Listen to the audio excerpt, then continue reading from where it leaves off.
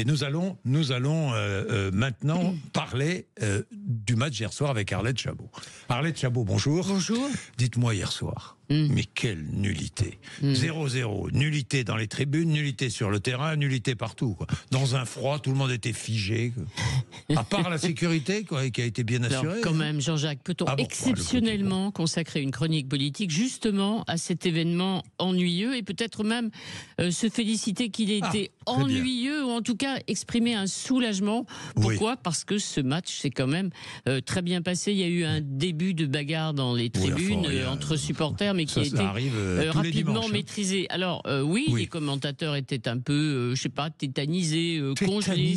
C'est vrai. Hein, le stade rien sur rien. Voilà, le stade était sonnait creux un peu, parce que 15 000 spectateurs seulement, c'est vrai. Sur 80 000 places. Hein. On l'a dit, effectivement, que cette rencontre France-Israël était moins un événement sportif qu'une forme de moment politique, une nouvelle manifestation contre l'antisémitisme. C'est ainsi qu'il fallait regarder encore une fois ce moment nécessaire après les violences d'Amsterdam. Alors Emmanuel Macron était entouré de ses prédécesseurs, Nicolas Sarkozy, François Hollande, le Premier ministre Michel Barnier. On ne les a pas vus, c'est aussi une manière d'être assez prudent et d'éviter les réactions. Il y avait d'autres personnalités politiques qui avaient tenu à être présentes, comme Xavier Bertrand. Elles étaient présentes comme elles étaient, et d'autres comme elles étaient lors de la grande manifestation contre l'antisémitisme il y a un an. Et justement, Emmanuel Macron, on se souvient, avait refusé de participer ou d'être présent même un moment pendant ce défilé.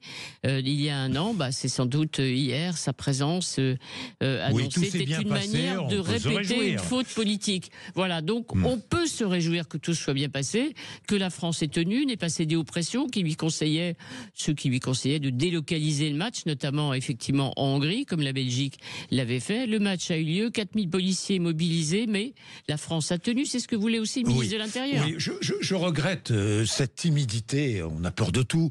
Et je regrette qu'on ne rappelle pas aussi que dans l'équipe d'Israël, qui était sur le terrain, 2 joueurs de l'équipe, 2 joueurs sont israéliens, bien sûr, mais aussi arabes et musulmans.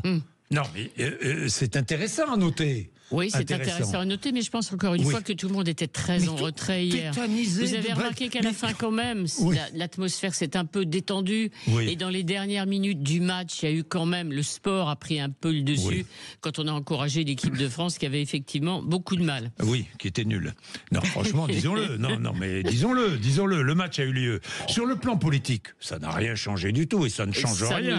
Les affrontements liés au conflit entre Israël et les Palestiniens, entre Israël, le Hamas et le Hezbollah, à la guerre, ça continuera à diviser la France.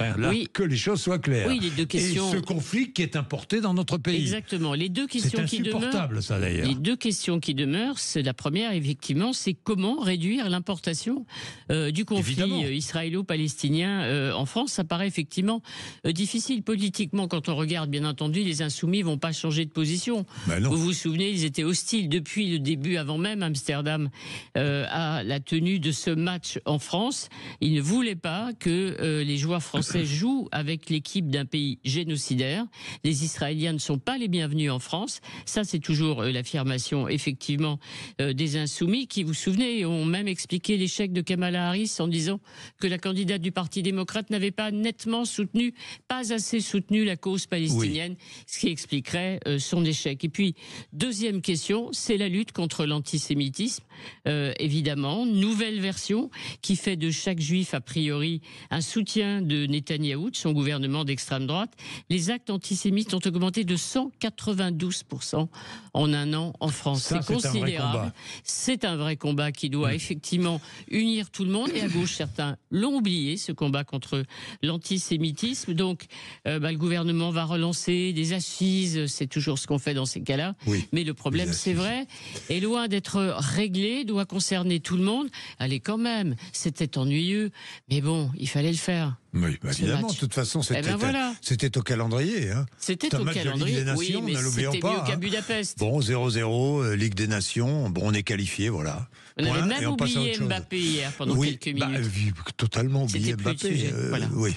Il est 7h49. On l'a peut-être regretté à la pointe de l'attaque française. Enfin, c'est un autre débat. 7h49. Nous allons prendre nos auditeurs tout de suite. 0826 300 300.